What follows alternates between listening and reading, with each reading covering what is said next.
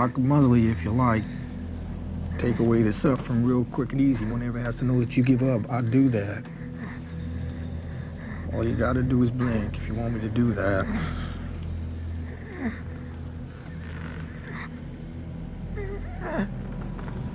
Save your boy and blink.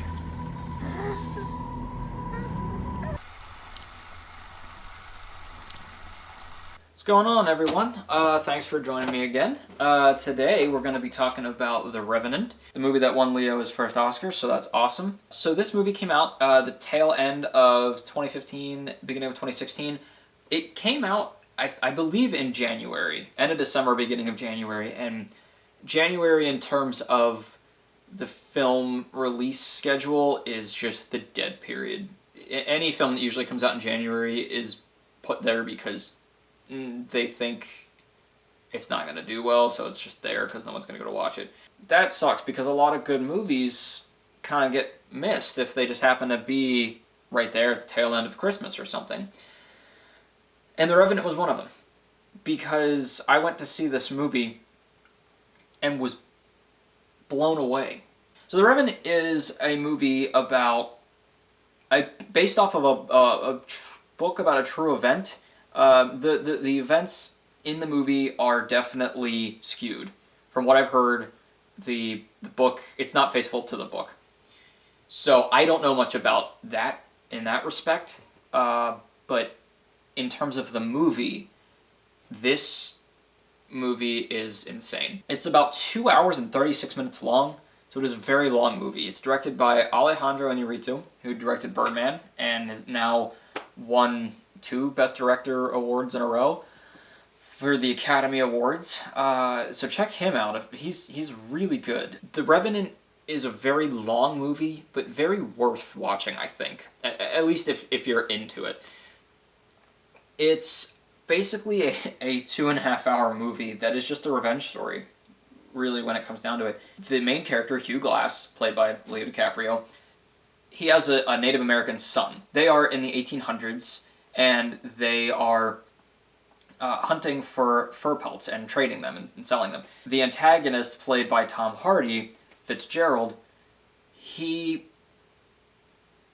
doesn't like Native Americans. He's a very crude guy. He is racist and just an awful person. He's only really out there for himself. Obviously, Hugh Glass has ties to the Native Americans. Not only he's just a good person, but obviously he has familial ties now to the Native American people. And this is a subplot that comes back a lot throughout, and even into the end of the movie, is the reverence toward and relationships with the Native Americans, who their ground is kind of being taken. But the main plot of the movie is that, if you guys know the word revenant, I had to look it up, which I think is a really cool word. Basically, it means somebody who comes back from the dead.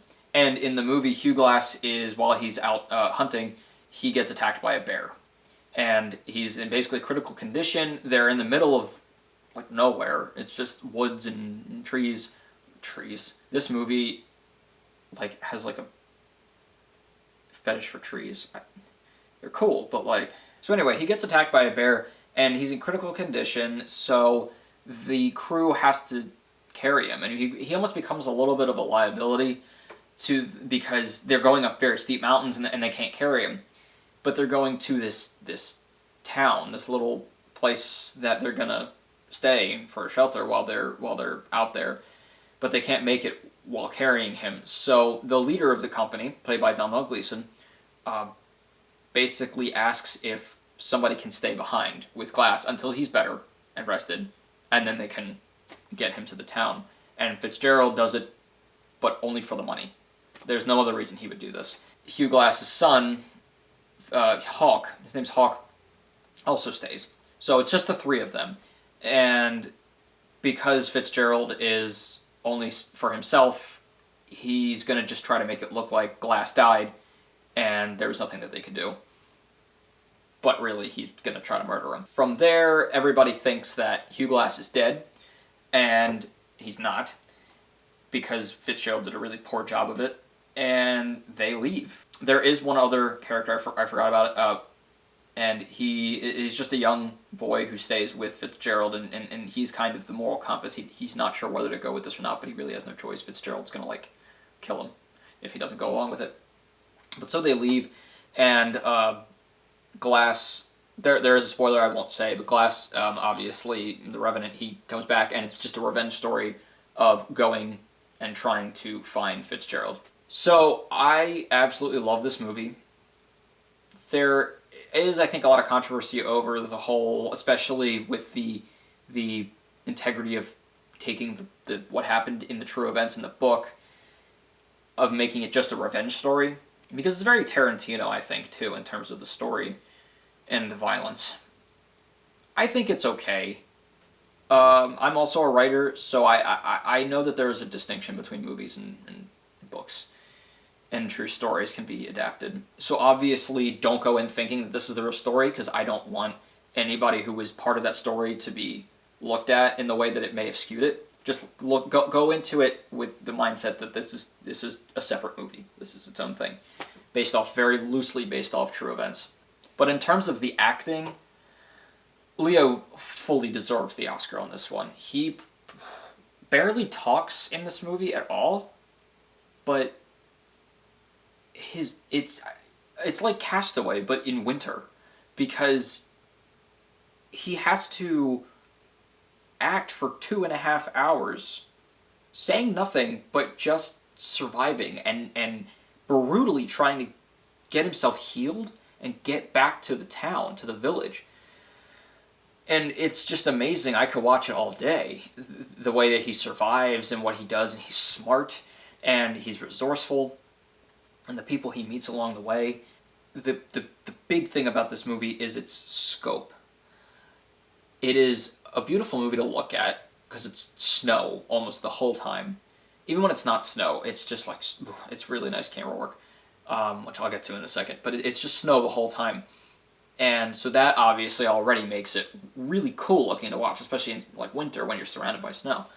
But the camera work in this movie and the direction and just Inarritu with his DP, Emmanuel Lubezki, just... Emmanuel Lubezki is known for a lot of long takes. Obviously, Birdman was one entire long take. And this movie uses it a lot. Some of it, I think, is okay. Like, there's a lot of fisheye lens, like the distorted lens use. And I don't know if it was fully necessary the whole time.